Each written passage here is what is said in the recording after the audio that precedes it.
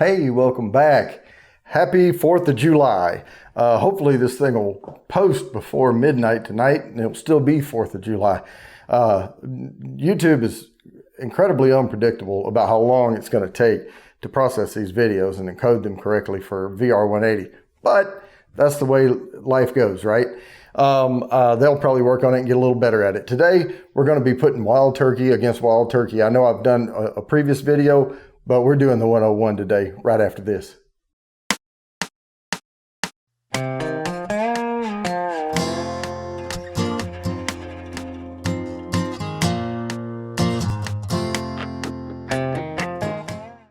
All right, we're ready to get into this.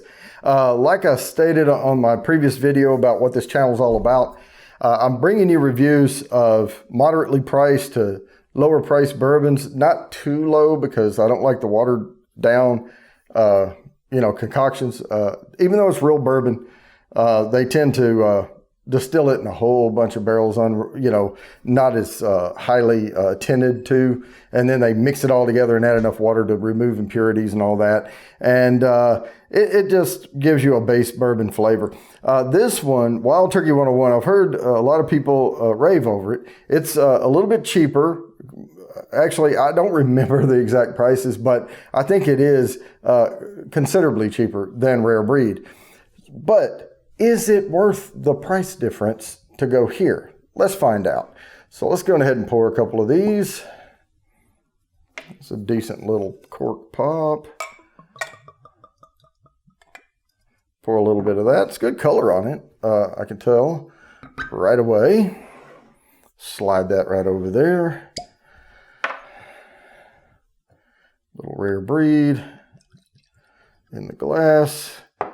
Similar in color. So we'll look at that. Let's get that out of the way. Let me get a little air in here. Get the little tornado swirl going. And we'll let that settle. We'll check the legs on it shortly.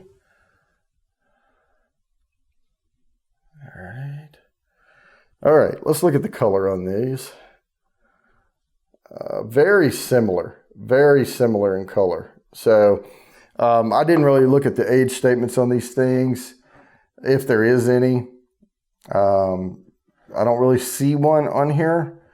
On the Rare Breed, number 4 char, 116. That's one thing. This is a higher proof. This is 101. Don't really have an age statement on here that I see. It just says aged longer. And this is a high rye. That's what it says. High rye. So we have that. I don't think this is a high rye at all. Probably mostly corn with a little wheat and maybe some barley. Decent legs on it.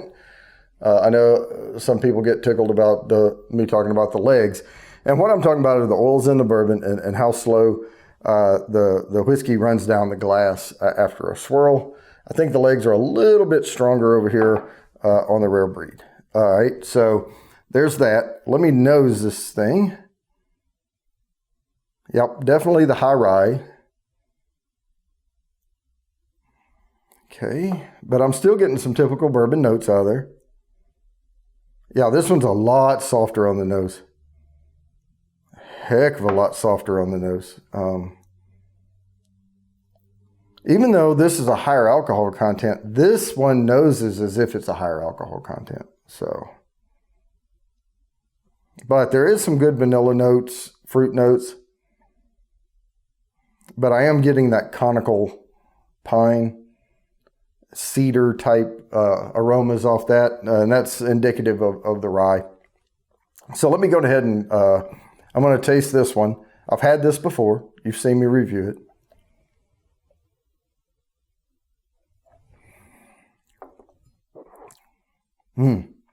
That's punchy. Very punchy, but it is a rye, high rye bourbon. And to clarify, the rye, when they say a high rye, and I know I've talked about high rye bourbons and I've talked about wheated bourbons, and then there's wheat whiskey and rye whiskey, all right? But in order to be bourbon, and I know I've covered this before, it has to be 51 or more % corn in the mash, and it can be 100% corn. but it has to be at least 51% corn. And then if they go around 51 to 65% corn, then they have what's called secondary grain. And they can put them all in. They can put barley, wheat, rye, and they can break it up, and they can toast the barley and put it in there, and they can use different chars on the inside of the barrels, and there's just all kinds of things that can change the complexity of a bourbon. So this probably the highest secondary grain after corn is rye, and it's not that over here.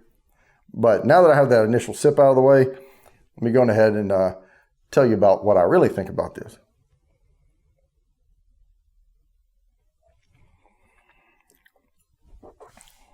It's a good tongue coating.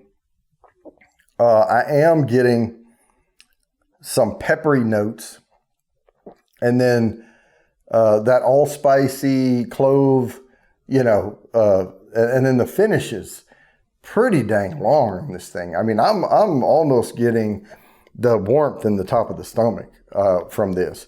It drinks, I think, above its alcohol content. This reminds me of closer to a cask strength or barrel proof. Now, with that, I'm not even going to do the water today, but I'll just let this, I remember this, so we'll try not to let it cloud it too much.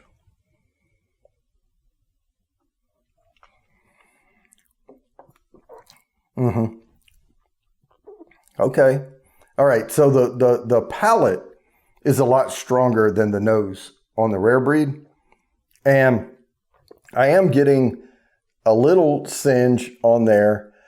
I think the finish is actually longer on the 101, to tell you the truth. I think this is a lot softer. I think it's a little punchy because it's 118 proof, but I've had higher than that before. Or no, I'm sorry, 116.8 proof. So I've had much higher, but I am getting that hug off of both of these, and of course there's residual hug left over from the 101. But as far as the flavor notes, they are so different in the notes. This one being a higher rye. This one, I don't think there's that. There may be some rye in this. Again, I'm drinking them on top of each other. So that's going to kind of hide some flavor and make it harder to pick out individual notes. But I really don't think the rye is that high over here. I would probably have to put this against like Four Roses or something. The single barrel, it's a higher rye content. I think it's somewhere around 30% range on the rye. And I'm assuming that's where this is. But this one is aged well. For the price, yeah, I mean, it's a little in your face, when you nose it, but it does have some complex notes to it, and there's nothing really wrong with it. It's not a cheap bourbon. I think it's a fine bourbon. I like this one a little better, I think, because of the complexity and the notes that I'm getting out of it. A little bit softer, a little bit more mellow, I think.